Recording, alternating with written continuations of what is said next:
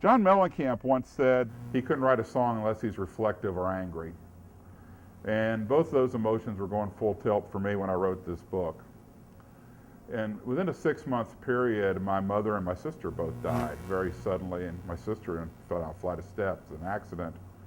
I started writing the book right after that, and it was cheaper and more effective than therapy. And came to the conclusion that one of the things that made me unique is that I'm the son of a professional gambler. And it wasn't until I got out of high school and I started going to college at Eastern, I realized that professional gambling wasn't a normal occupation. I grew up in northern Kentucky, and there was gambling on every street corner, there was gambling in every back room, at every bar, every grocery store. Gambling was everywhere. And I knew a lot of colorful people, but I didn't realize they were colorful. I've never seen The Sopranos. I've never seen any of the other television crime dramas, and I'm pretty determined not to watch them, but because I can't imagine that fiction would be better than what I saw in real life. And although my dad was completely consumed, and from the time he was a young child in the gambling culture, he was really very determined that I wasn't going to go into the family business. But like most teenagers, I was very rebellious. But unlike other teenagers, I couldn't go out and cause trouble to be rebellious. I mean, causing trouble is what everybody else in my family was already doing. I mean, breaking the law was already something we were already into. So I had to rebel by going the other way. I went into politics. That really got my dad's attention. The only time I can ever really remember him being angry at me. He looked at me and said, "Politics? Why the hell would you want to do that?" He said, "It's the dirtiest business there is." He said, "You want a politician to be your friend? So give them $500, they'll be your friend." And you know, all these years later, I have to think Dad was really onto something there. I stayed interested in politics, and I stayed on the political path during the whole time that I went to EKU and when I was in the graduate program at Vanderbilt. I had a job working for the Tennessee Democratic Party, and I got to work with a young congressman named Al Gore. My relationship with Al is actually takes a couple chapters in this book, and I talk quite a bit about that because I wound up helping to coordinate his campaign for president in 1988. When I finished at Vanderbilt, I moved to Lexington to go work on a congressional campaign, and then my candidate lost 3 weeks later. So the only job that I could find was on the cleanup crew at the Kentucky Horse Park. And you will find that cleaning up after horses will cause you to look for different career options. And Bob Babbage was in the financial business, and he suggested that I go into that until something else came along. And 27 years later, I'm still waiting for that something else. First year, I stumbled on a niche called structured settlements, and I was the first person in Kentucky in that field. And structured settlements are a financial tool that Congress created only for injured victims. People come up to me on the street sometimes when they read about my lottery winners and say, "Oh, I hope I'm one of your clients." Well, I hope nobody is ever a structured settlement recipient, because Congress created this as a tax break for people that are involved in litigation. You either have to be horribly injured or have lost a family member in order to get a structured settlement. It's a great concept. Structured settlements, in my mind, are the best financial tool ever invented. They're tax-free and they have a high rate of return, and they're safe. But most importantly, they keep injured people from blowing their money. One of the very first ones I ever set up was for a 19-year-old man who lost his arms and his legs in an accident, and he lived with a motorcycle gang. He got a $3 million settlement. If he had taken $3 million in a lump sum, the motorcycle gang would have had the party to end all parties, and all the money would have been gone. So I set it up to where he gets $10,000 a month. So now they have a party every month, so it seems to work for them. Although most of my work, the vast overwhelming majority of the work that I've done has been with injured people, we've had lottery winners come through the door. And dealing with lottery winners is where my father's world and my world meets. So it takes both education, experience, but also a lot of street smarts to help lottery winners.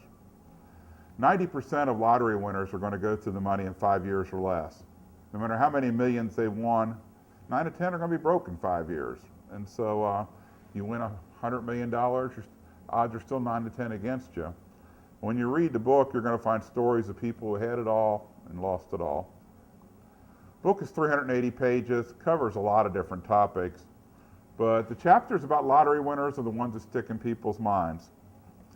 When I started writing a personal finance column for Huffington Post, this book gained international recognition. Been all over the world with it now, but I found that lottery winners around the world still have that same problem of handling money as they do here in the United States. I have 4 pieces of advice. First one is, don't tell anyone you won. You don't have to have the big news conference, and this has been a story that's come up quite a bit. You don't have to go up and hold the big check and let the entire world know you won the money. Because winning the lottery just opens yourself up to every hanger-on, everybody with a cause. You will get thousands of people wanting part of your money. Second thing I encourage people to do is don't take the lump sum. 98% of people who get, if you blow through $5 million this year, you've got 19 more chances to get it right.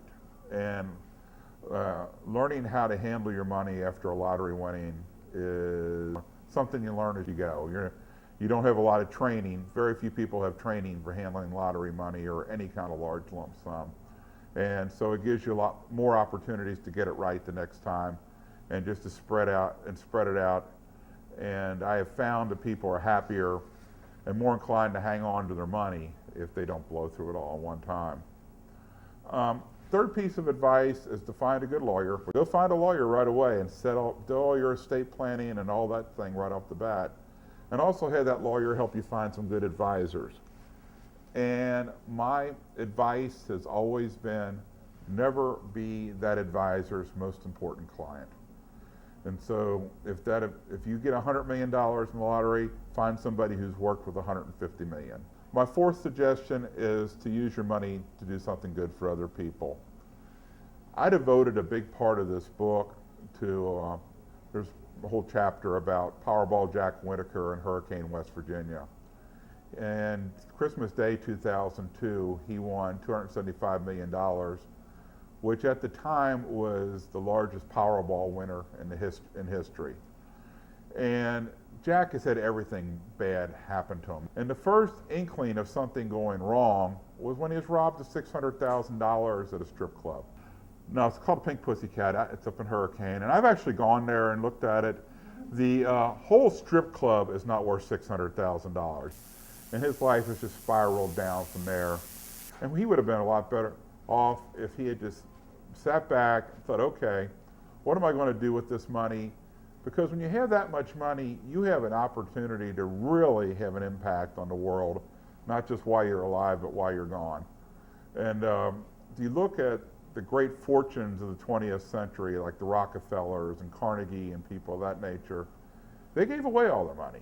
Carnegie in particular gave away most of it during his lifetime. And if you look at what Bill Gates and Warren Buffett are doing now, they're doing the same thing. They're using their fortunes to make an impact now while they're alive, and also that's going to carry on long after they're gone. And every psychological study has shown that people are happiest when they give back to society. The gambler, my dad, knew that life was a lot of peaks and valleys. He always said over and over again, luck runs in streaks, and if you quit during a cold streak, you're not going to be in the game when the cards start coming your way. So my advice has always been, particularly, like I said, I wrote this at a time when I was coming off a bad streak, you have to keep pushing forward when time gets tough. Because that's the philosophy I grew up with, and that's a philosophy that flows through the book. And writing the book has been a wonderful experience. I appreciate everybody buying a copy of it. I hope you enjoy it.